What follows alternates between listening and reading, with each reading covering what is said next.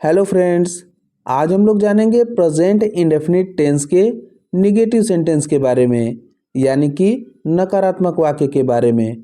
इससे पहले वाले वीडियो में आप लोगों ने जाना था प्रेजेंट इंडेफिनिट टेंस के अफर्मेटिव सेंटेंस के बारे में, यानी कि सकारात्मक वाक्य के बारे में, जिसमें ना ही कोई नकारात्मक शब्द आया था और ना ही कोई प्रश्नवाचक शब्द आया था। वाक्य बिल्कुल ही सकारात्मक था। अगर आप लोगों ने हमारा वो वाला वीडियो नहीं देखा तो उसे भी अवश्य देख लें। अभी हम लोग बात करेंगे इसके निगेटिव सेंटेंस के बारे में, यानी कि नकारात्मक वाक्य के बारे में।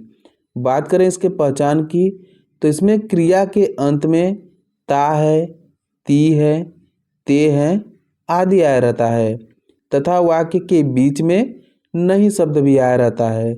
जैसे पूजा किताब नहीं पढ़ती है। अगर आप लोग वाक्य को ध्यान से देखेंगे तो इसमें क्रिया के अंत में क्या आया है? ती है आया है। इससे पता चलता है कि यह वाक्य प्रेजेंट इंडेफिनिट टेंस का है। और वाक्य के बीच में नहीं शब्द आया है तो इससे यह पता चलता है कि यह प्रेजेंट इंडेफिनिट टेंस का निगेटिव सेंटेंस है। इसमें सहायक क्रिया यानी कि हेल्पिंग वर्ब डू तथा डज का प्रयोग करते हैं। क्योंकि वाक्य में नहीं शब्द भी आया रहता है, इसलिए डू अथवा डज के बाद नॉट लगा देते हैं। यदि वाक्य का कर्ता यानी कि सब्जेक्ट ही, सी, इट या कोई एक वचन कर्ता हो तो हेल्पिंग वर्ब डज का प्रयोग करते हैं और साथ में नॉट लगाते हैं। अभी बात करते हैं एक वचन कर्ता क्या है। तो जब कोई एक व्यक्ति का नाम आया हो तो वह एक वचन कर्ता होता है। यदि वाक्य का कर्ता आई, वी, यू, दे अथवा बहुवचन कर्ता हो तो हेल्पिंग वर्ब डू का प्रयोग करते हैं और साथ में नॉट लगाते हैं। बात करते हैं बहुवचन कर्ता क्या है।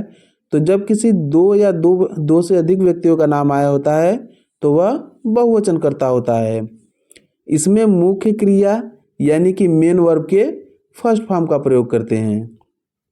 इसके ट्रांसलेशन को सीखने से पहले हम लोग इसके फार्मूला को समझ लेते हैं कि इसका ट्रांसलेशन किस प्रकार से करते हैं। ऐसे वाक्यों का ट्रांसलेशन करते समय सबसे पहले सब्जेक्ट यानी कि कर्ता को लिखते हैं।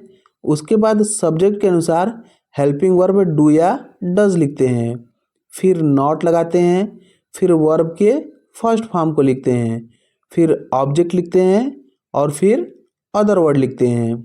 जैसे पूजा खाना नहीं खाती है, तो यहाँ पे हमारा सब्जेक्ट यानी कि कर्ता क्या है? पूजा है। और आपको थोड़ी देर पहले ही बताया गया है कि एक वचन कर्ता के साथ हेल्पिंग वर्ब डज का प्रयोग करते हैं। तो इसका ट्रांसलेशन करते समय सबसे पहले हमें सब्जेक्ट लिखना है। तो हमारा सब्जेक्ट क्या है? पूजा। उसके बाद हेल्पिंग वर्ब डू या डज लिखना है, तो लिखेंगे डज, फिर नॉट लगाएंगे, फिर वर्ब के फर्स्ट फॉर्म को लिखना है। तो इसमें हमारा वर्ब यानी कि क्रिया क्या है? खाना यानी कि ईट, तो फिर ईट लिखेंगे। उसके बाद ऑब्जेक्ट लिखना है। तो क्या खा रही है? खाना खा रही है, तो इसमें हमारा ऑब्जेक्ट क्या होगा? फूड। और अदर में कुछ भी नहीं आया है तो यहीं पे छोड़ देंगे। तो इसका ट्रांसलेशन होगा Pooja does not eat food. Pooja does not eat food. इसी तरह है तुम क्रिकेट नहीं खेलते हो। तो यहाँ पे हमारा सब्जेक्ट यानी कि कर्ता क्या है? तुम यानी कि यू। और आपको थोड़ी देर पहले ही बताया गया है कि यू के साथ हेल्पिंग वर्ब डू का प्रयोग करते हैं। तो इसका ट्रांसलेशन करते समय हमें सबसे पहले सब्जेक्ट लिखना है।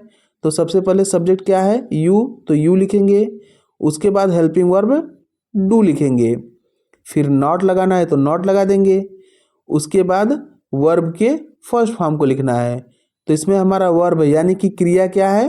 खेलना यानी कि प्ले, तो फिर प्ले लिख देंगे। उसके बाद ऑब्जेक्ट लिखना है। तो क्या खेल रहे हैं? क्रिकेट, तो यहाँ पे हमारा ऑब्जेक्ट हो जाएगा क्रिकेट। और अदर वर्ड में कुछ भी नहीं आया तो यहीं पे छोड़ देंगे। तो इसका ट्रांसलेशन होगा you do not play cricket. You do not play cricket.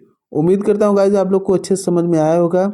अगर आपको वीडियो अच्छे से समझ में आया है तो वीडियो को लाइक कर दीजिएगा तथा हमारे साथ जुड़े रहने के लिए चैनल को सब्सक्राइब करना मत भूलिएगा। पूरा वीडियो देखने के लिए आपका बहुत बहुत धन्यवाद।